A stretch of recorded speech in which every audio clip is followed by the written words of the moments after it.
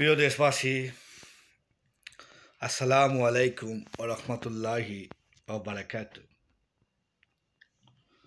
আমি অত্যন্ত দুঃখ ভরা মন নিয়ে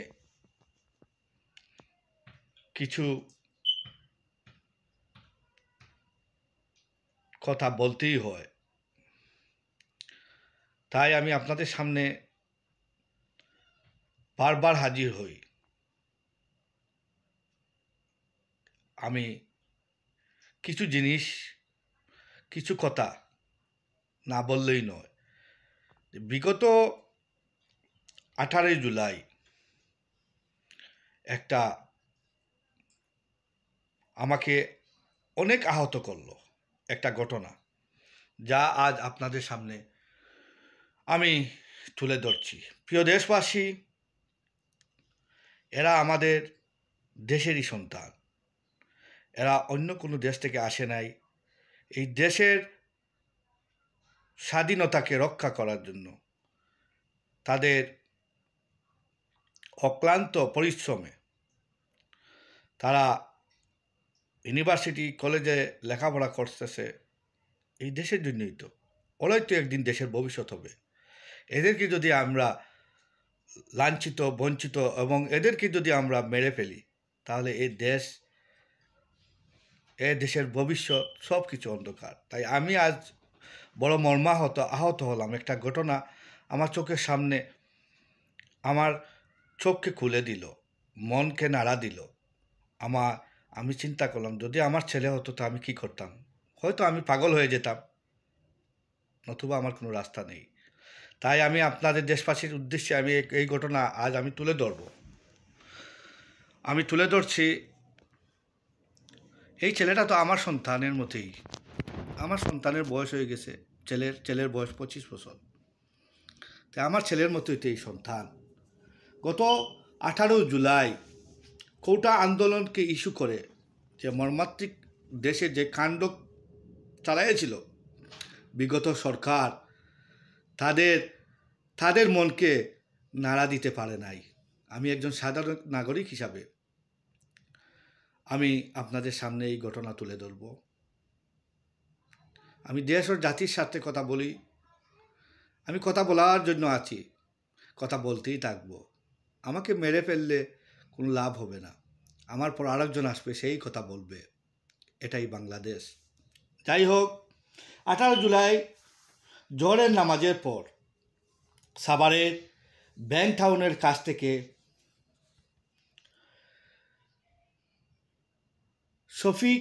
শাহিক আশরাফুল ইয়ামিন নামে একটা তরতাজা যুবক, হ্যাঁ ওর নাম শর্ট করে বলছি ইয়ামিন।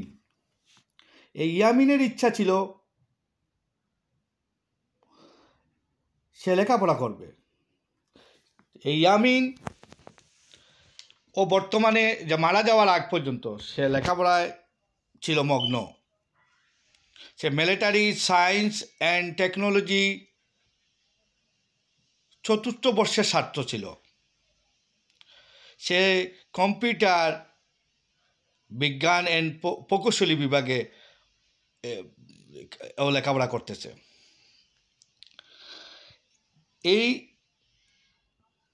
এই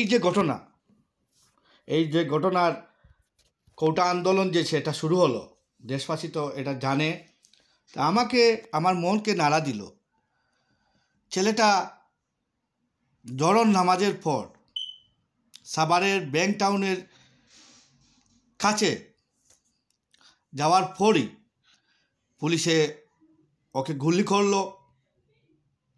তারপর ইয়ামিনকে পুলিশের সাজোয়া গাড়ির উপর থেকে ফেলে দিয়ে টানা হেঁচড়া করে ওকে নিয়ে, যে মানবতা বিরোধী দেশদ্রোহী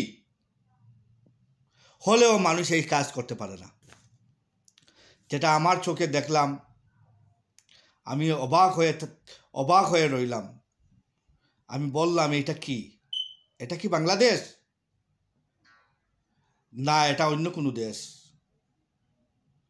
না, এটা কি ইসরায়েল ইসরায়েল গণহত্যা করে ধ্বংস করে এই পৃথিবীর সব কিছুকে, ধ্বংস করে সত্যকে লুকিয়ে রাখে। ইসরায়েলকে আমরা ফেল করে ফেললাম। ইসরায়েলও মনে হয় এইরকম কাজ করতে ওদেরও চিন্তা হয়।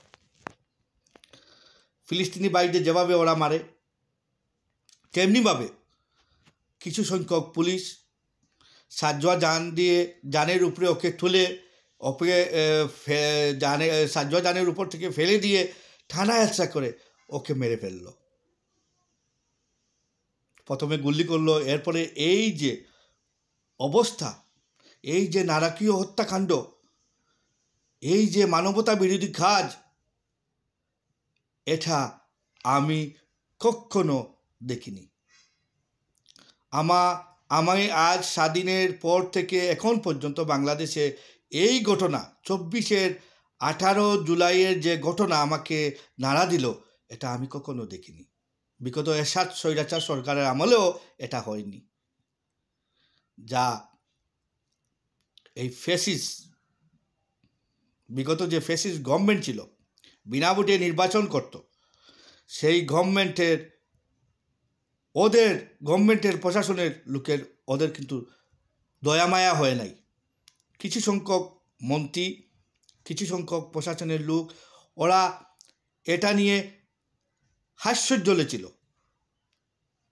একজন স্বরাষ্ট্রমন্ত্রী, বাংলাদেশের স্বরাষ্ট্রমন্ত্রী আসাদুজ্জামান, ওর নাম কি, আসাদুজ্জামান খামাল সম্ভবত,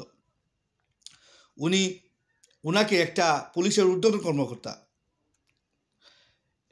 একটা ভিডিও ফুটেজ দেখাচ্ছে যে স্যার ওকে গুলি করছি স্যার, ও মারা গেছে, কিন্তু ওদের সাথী তো স্যার ওরা পালায় না, আমরা গুলি করি, ওরা কিন্তু সামনে দিয়ে অগ্রসর হয়। এটা কি স্যার? ওরা এটা নিয়ে হাস্যোজ্জ্বল করতেছে। মানুষ মরতেছে, ওরা হাস্যোজ্জ্বল করতেছে। ছেলেরা মরতেছে, ওরা হাস্যোজ্জ্বল করতেছে। ওদের কি ছেলে নেই? ওদের কি সন্তান নাই? কারণ এরা লোভী হয়ে গেছে, পাপী হয়ে গেছে। পাপিষ্টদের এসব চোখে ধরা পড়ে না। তাই আমি বলতে চাই, দেশবাসীর উদ্দেশ্যে বলতে চাই, এইরকম পাপিষ্টদের আল্লাহ বিচার করছে ঠিক, কিন্তু আমাদের দেশের ছাত্র জনতার হাত রক্তে রঞ্জিত, এই রক্তরঞ্জিত হাতকে কেউ যেন ছিনিয়ে নিতে পারে না, কেউ যেন তামাশা করতে পারে না। দেশ এবং জাতি সবার ঊর্ধ্বে থাকবে। ইয়ামিনের ইচ্ছা ছিল যে পড়ালেখা শেষ করে উচ্চ শিক্ষা নিবে, বিদেশ যাবে। তার সব আশা বিফল করলো এই স্বৈরাচার সরকার, ফ্যাসিস্ট সরকার। তো দেশের ভাই ও বোনেরা, যেভাবে আপনারা আল্লাহর হুকুমে যেভাবে এই ফ্যাসিস্ট সরকারকে পতন হয়েছে, এই ফ্যাসিস্ট সরকার মনে করছিল ওর পতন হবে না, সেটা ভুলে গেছিল। নমরুদেই পারে নাই, নমরুদেরও পতন হয়েছিল, ফেরাউনের পতন হয়েছিল, কানুনের পতন হয়েছিল। কানুন পারে নাই, ফেরাউন পারে নাই, নমরুদ পারে নাই, তাদের পতন হয়েছিল। তাদের থেকে তো এই ফ্যাসিস্ট সরকার বড় না? তাই আমি দেশবাসীর উদ্দেশ্যে বলছি, ইয়ামিনকে আল্লাহ বেশ নসিব করুক, কিন্তু ইয়ামিনের যে পরিবারের কান্না, আমরা তাদের চোখের পানি মুছে দিতে পারবো না। ইয়ামিনকে সাক্ষী রেখে বলছি, আমাদের দেশে প্রতিটা যারা রক্ত দিয়ে এই দেশকে আবার স্বাধীন করেছে, তাদের আমরা বলবো না ইনশাআল্লাহ। তাদের রক্ত কখনো বিতা যাবে না। আল্লাহ আমাদের সহায় হন। আজকের মতো বিদায়। আসসালামু আলাইকুম।